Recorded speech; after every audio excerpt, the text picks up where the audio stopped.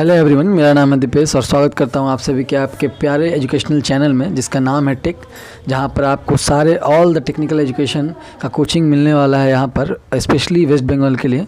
जिसमें स्टार्टिंग तो मैं एक साथ इतने सारे टॉपिक्स को कवर नहीं कर सकता हूं, इसलिए मैंने फ़र्स्ट ऑफ ऑल चूज़ किया है आज जो टॉपिक है जिसके बारे में बताने वाला हूँ, माइन सर्विंग के बारे में, जो कि बहुत ही रेयर टॉपिक है। वेस्ट बंगाल में ही ये ज़्यादातर पढ़ाया जाता है और अदर स्टेट्स में इसके बारे में आपको ज़्यादा जानकारी नहीं मिलने वाली है।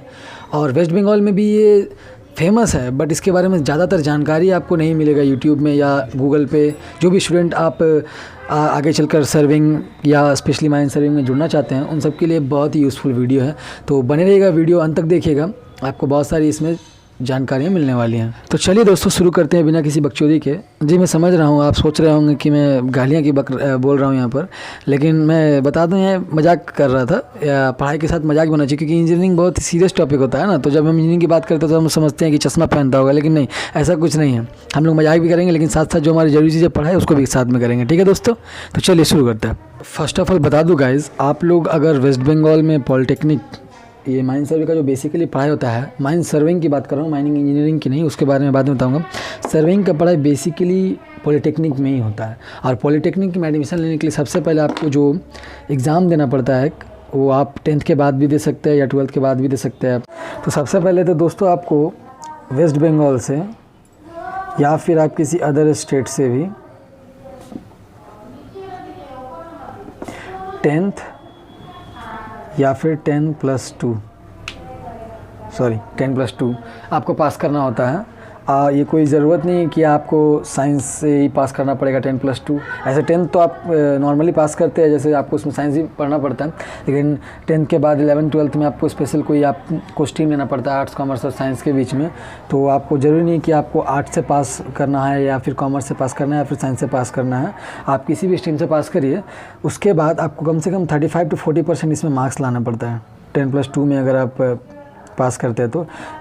उसके बाद एक फॉर्म आपको फिलअप करना पड़ेगा, वो एनुअली फॉर्म निकलता है, और एग्ज़ामिनेशन का नाम है जेक्सपो। ठीक है दोस्तों, जेक्सपो इसका फुल फॉर्म हो रहा है joint entrance examination for polytechnic. जब आप जेक्सपो का फॉर्म फिलअप करते हैं तो आपको उसमें जेक्सपो का जो तैयारी होता है, जेक्सपो का जो बेस है जिसमें आपको, जिसके रिगार्डिंग आपको पढ़ाई करनी होती है जेक्सपो के एग्ज़ाम क्रैक करने के लिए, वो होता है आपका 10th क्लास। लेकिन ये देखिए, बोलने के लिए होता है कि जिसमें 10th क्लास का सिलेबस है, लेकिन आपको मैं बता दूँ इसमें आपको 10th और साथ में 11th and 12th science stream का आपको बेसिकली इसमें तैयारी करना पड़ता है। यानी कि 10th से 12th तक के बीच में आपने जितना भी साइंस स्ट्रीम, यानी कि आपका हो गया सब्जेक्ट मैथ्स, बायो, केमिस्ट्री और फिज़िकल, ये जो आप पढ़ाई करते हैं, इसमें बायो मैंने बोल दिया, लेकिन ये बायो आपका आता नहीं है जनरली। बायो आप जब, जैसे कि मान लीजिए आप पॉलिटेक्निक में फार्मासिस्ट एक आपका होता है, जिसमें आप फार्मेसी के बारे में रिगार्डिंग पढ़ाई करते हैं, तो फार्मेसी अगर आप ज्वाइन करते हैं तो आपका बायो आपको उसमें नॉलेज होना चाहिए। लेकिन मैं बात कर रहा हूँ यहाँ पर माइन सर्विंग की, इसमें बायो की आपको जानकारी नहीं, लेकिन मैथ्स, केमिस्ट्री और फिज़िक्स की जानकारी 10th से 12th तक की पूरी होनी चाहिए। इसके प्रैक्टिस करने के बाद ही आप जेक्सपो जो एंट्रेंस एग्ज़ाम है उसको क्रैक कर पाते हैं। आफ्टर क्रैकिंग जेक्सपो एग्जामिनेशन आप लोगों को चॉइसेस दिए जाते हैं, जिसमें आप जब माइन सर्वे को चूज़ करते हैं तो माइन सर्वे जो है उसको आपको चूज़ करने के लिए आपको रैंक हासिल करना पड़ता है जेक्सपो एग्जामिनेशन में।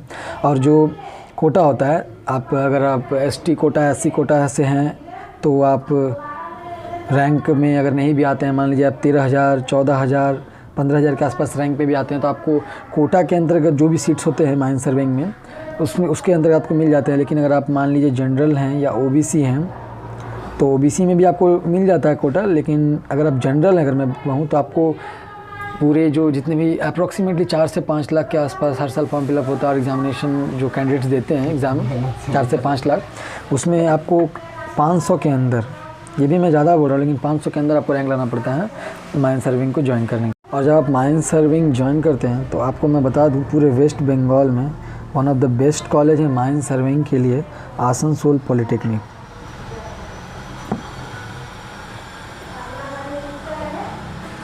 आसनसोल पॉलिटेक्निक में आपको टोटल यहाँ 20 सीट्स मिलते हैं। आप सोच लीजिए माइन सर्विंग के लिए कंपटीशन कितना है। आसनसोल पॉलिटेक्निक बेस्ट कॉलेज है, पॉलिटेक्निक कॉलेज है माइन सर्विंग के लिए, जहाँ पर मात्र 20 सीट मिलते हैं और ये 20 सीट के लिए कम्पीट करते हैं पूरे वेस्ट बंगाल से, ऑल वेस्ट बंगाल से स्टूडेंट्स, ये 20 सीट्स के लिए। इसी में आपको SC/ST का कोटा भी होता है, जनरल भी होता है, OBC का भी होता है। तो आप इमेजिन कर लीजिए कि जनरल के लिए कंपटीशन कितना होता है, ठीक है। तो आपको तैयारी भी इसी हिसाब से करनी पड़ती है, ठीक है सर।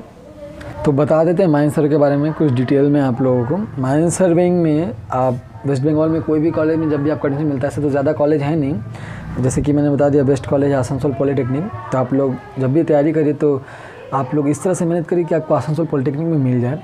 तो माइन सर्वेइंग में आपको सबसे पहले 3 साल का थ्योरेटिकल कोर्स होता है, जिसमें फर्स्ट ईयर में जो आपको इसमें कॉलेज में आपका 6 सेम होता है। 6 सेम यानी कि 3 ईयर्स में आपको 6 सेम से गुजरना पड़ता है, ठीक है। तो फर्स्ट ईयर में आपका हो गया 2 सेम, जिसमें आपको 10th और 11th और 12th का बेसिक साइंस का नॉलेज जो है वो आपको दिया जाता है।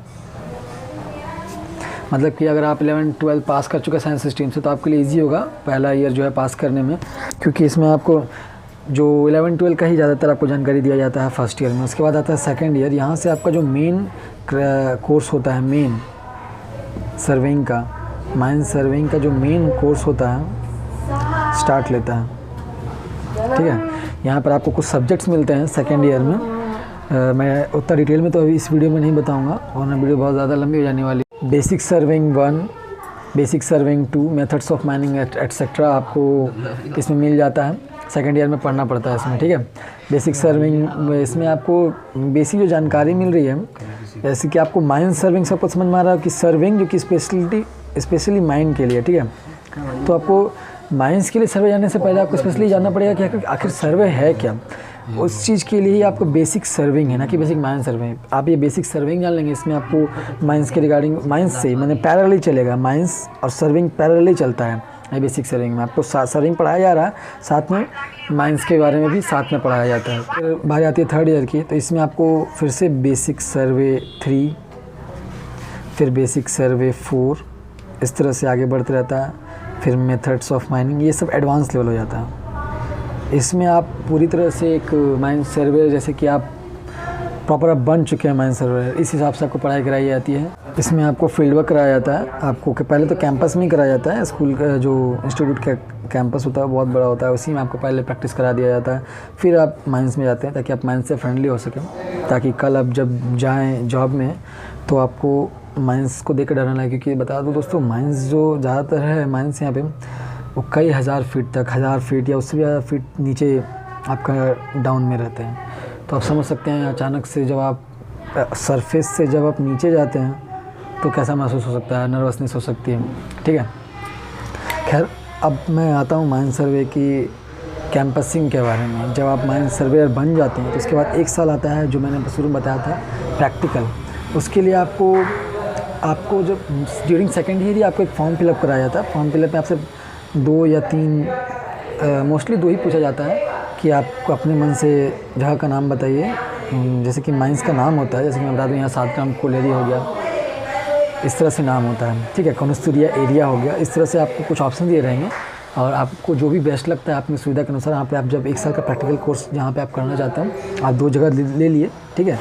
उसमें से किसी एक जगह पे आपको भेज दिया गया प्रैक्टिस करने के लिए। 1 साल आप वहाँ पे करते हैं, आपको वहाँ पे एक स्टाइपेंड दिया जाता है। मतलब कि मान लीजिए 10,000 15,000 के आसपास आपको कुछ वहाँ मिल जाता है सैलरी हर महीने का, जिससे कि आप कम से कम अपना खर्च को आप मैनेज कर सकें। क्योंकि आप वहाँ जा रहे हैं प्रैक्टिस करने के लिए, जो कि हो सकता है आपके घर से बहुत दूर भी हो, तो आप मैनेज कर सकते हैं, ठीक है। इसके लिए आपको ये 15,000 10,000 ऐसा कुछ दिया था, जगह जगह के हिसाब से रहता है, ठीक है। उसके बाद बारी आती है जब आप पास कर लेते हैं, आप एक सर्वर बन जाते हैं, माइन सर्वर। तो आप जानते हैं जब आप पूरा क्लियर कर लेते हैं अपना 3 साल का थ्योरेटिकल कोर्स, उसके बाद 1 साल का प्रैक्टिकल कोर्स, जब आप माइन सर्वे पूरी तरह से बन जाता है, जब आप एक सर्टिफाइड माइन सर्वेयर हो जाते हैं, तो आपको जॉब्स कहाँ पे मिलते हैं। आप वेस्ट बंगाल, छत्तीसगढ़, मध्य प्रदेश, झारखंड और भी जगह है जहाँ पर आपको mine survey as a mine survey job मिल जाता है। लेकिन अगर मैं बात करूँ सिर्फ वेस्ट बंगाल की, तो यहाँ पर ECL, BCCL ऐसे और भी बहुत सारे ऑर्गेनाइजेशन हैं जो कि कोल इंडिया के अंतर्गत आते हैं, जहाँ पर आपको इंटरव्यू दिया, फॉर्म फिलअप होता है, फिर इंटरव्यू होता है।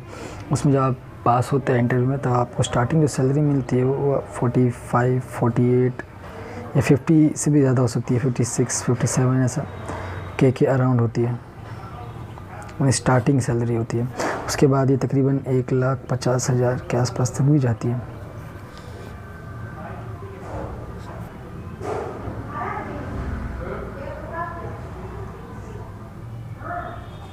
मैं ज़ीरो गिन रहा था, कहीं ज़्यादा नहीं हो जाए।